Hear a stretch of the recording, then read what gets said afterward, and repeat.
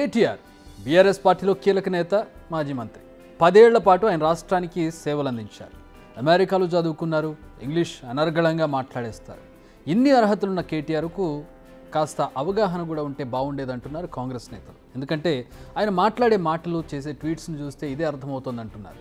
ఇప్పుడు ఈ మాటలు మనం ఎందుకు డిస్కస్ చేస్తున్నామంటే ఆయన రీసెంట్గా చేసిన ట్వీట్ ఈ దుమారాన్ని రేపింది. ఫస్ట్ కేటీఆర్ రీసెంట్గా చేసిన ఆ ట్వీట్ ఏంటో చూద్దాం.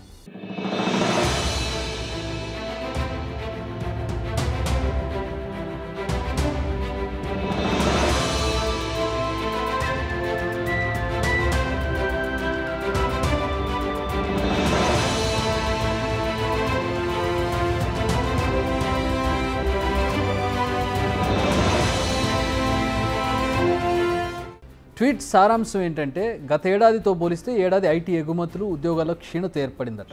2022-23 సంవత్సరంలో తెలంగాణ నుంచి 57,706 కోట్ల ఐటీ ఎగుమతులుంటే 2023-24 కాలానికి 24,948 కోట్ల ఎగుమతులే జరిగాయని అన్నారు.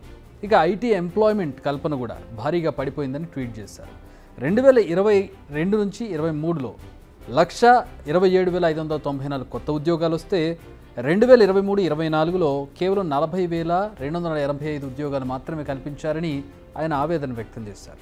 గత 6-7 ఏళ్లలో తెలంగాణలో ఐటీ ప్రగతి గణనీయంగా పెరిగేందుకు ప్రభుత్వం ఎన్నో చర్యలు తీసుకుందని గుర్తు చేశారు.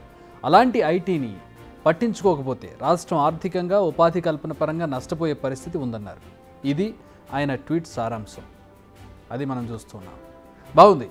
విపక్షం అంటే ప్రశ్నించాలి, ప్రజల సంక్షేమం కోసం పోరాడాలి. ప్రస్తుతం బీఆర్ఎస్ నేత కేటీఆర్ కూడా తాను అదే చేస్తున్నానని అనుకుంటున్నారు. కానీ ఆయన చెప్పిన దాంట్లో నిజం ఉందా లేదా అనేది పక్కకు పెడితే, పార్టీ పోయిందన్న బాధలో ఆయన అంతర్జాతీయంగా జరుగుతున్న పరిణామాలపై అవగాహన లేనట్టుగా మాట్లాడుతున్నారని కాంగ్రెస్ నేతలు అంటున్నారు.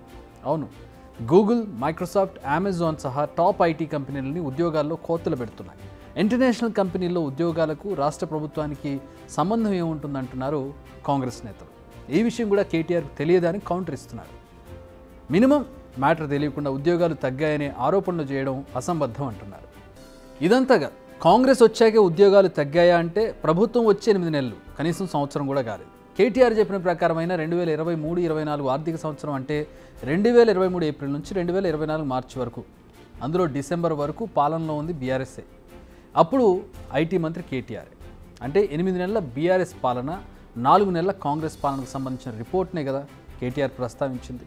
ఆ లెక్కన ఎగుమతులు తగ్గడంలో ఎక్కువ పాత్ర బీఆర్ఎస్ది అవుతుంది కదా అనేది కాంగ్రెస్ నేతల ఆరోపణ. వాట్ ఈస్ దిస్ కేటీఆర్ గారు, చూసుకోవాలి కదా అంటున్నారు వాళ్ళు. ఆయన ట్వీట్ చేసింది ఆలస్యం, తగుదునమ్మా అంటూ బీఆర్ఎస్ నేతలు కూడా వంతపడారు. మైక్ ఉంది కదా అని కేటీఆర్ ట్వీట్ను క్రిషాంక్ చదివారు.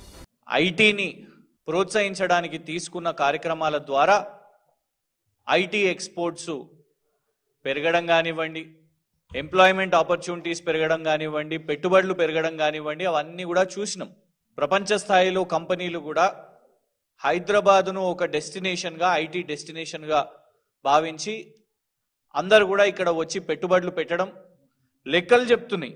ఉదాహరణకు 2022-23 చూస్తేనే ఐటీ ఎక్స్పోర్ట్స్ 57,706 కోట్లు. మొన్న శ్రీధర్ బాబు గారు రిలీజ్ చేసిన దాంట్లో 2023 నుంచి 24 చూస్తే సగానికి సగం పడిపోయి 26,948 కోట్లు. ఉపాధి అవకాశాలు సగం పడిపోయినాయి, పెట్టుబడులు సగం పడిపోయినాయి. ఇక కాంగ్రెస్ తరపున రాష్ట్ర ఖనిజాభివృద్ధి సంస్థ చైర్మన్ అనిల్ కేటీఆర్కు గట్టిగా కౌంటర్ ఇచ్చారు. రష్యా యుక్రెయిన్ యుద్ధంతో 2 ఏళ్లుగా మార్కెట్లో అనిశ్చితి నెలకొన్న విషయం మీకు తెలియదా అని ప్రశ్నించారు. ప్రపంచవ్యాప్తంగా ఐటీ ఎగుమతులపై యుద్ధ ప్రభావం పడిందని, ప్రపంచవ్యాప్తంగా టెక్ కంపెనీలు ఉద్యోగులను తొలగించాయన్న విషయం గుర్తులేదా అని సెటైర్లేశారు. భారత్ సహా తెలంగాణలో కూడా ప్రభావం చూపిందన్నారు. ఇప్పటికైనా మీ వ్యక్తిగత ఇమేజ్ని పెంచుకునే ప్రయత్నం మానుకోవాలని సూచించారు అనిల్. ఇన్నేళ్లుగా ఐటీ మినిస్టర్గా చేసిన మీకు ఆ మాత్రం తెలీదా, ఇలా అయితే ఎలా అంటూ ప్రశ్నించారు. ఏది ఎవరికి సంబంధించిందో కాస్త తెలుసుకోవాలి కదా అంటున్నారు. తప్పులను ఎత్తి చూపాలి, ప్రశ్నించాలి, అందులో ఎలాంటి తప్పు లేదు. కానీ లేని తప్పును ఎత్తి చూపి మీరు తప్పులో కాలేసి ప్రజలను తప్పుదో పట్టిస్తా అంటే కుదరదు. ఎందుకంటే ప్రజలు కూడా ఇప్పుడు సోషల్ మీడియాను ఫాలో అవుతున్నారు, న్యూస్ని రెగ్యులర్గా ఫాలో అవుతున్నారు. ఈ విషయాన్ని ఇప్పటికైనా గుర్తించి కాస్త బాధ్యతతో ట్వీట్స్ చేయాలనేది విజ్ఞులు చెబుతున్నటువంటి హితం. ఇక తప్పుల విషయానికి వద్దాం. తాము చేస్తే ఒప్పు, ఇతరులు చేస్తే తప్పు అన్నట్టుగా ఉంటుంది కేటీఆర్ గారి వ్యవహారం. తెలంగాణకు కాబోయే సీఎం అనే రేంజ్లో ప్రచారం జరిగిన కేటీఆర్ తీరిది.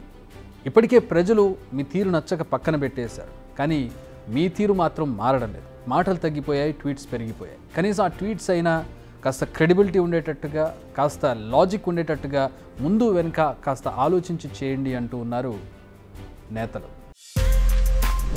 బిగ్ టీవీ అవుట్లుక్ కథనాలు నచ్చితే వెంటనే బిగ్ టీవీ ఛానల్ ను సబ్స్క్రైబ్ చేయండి.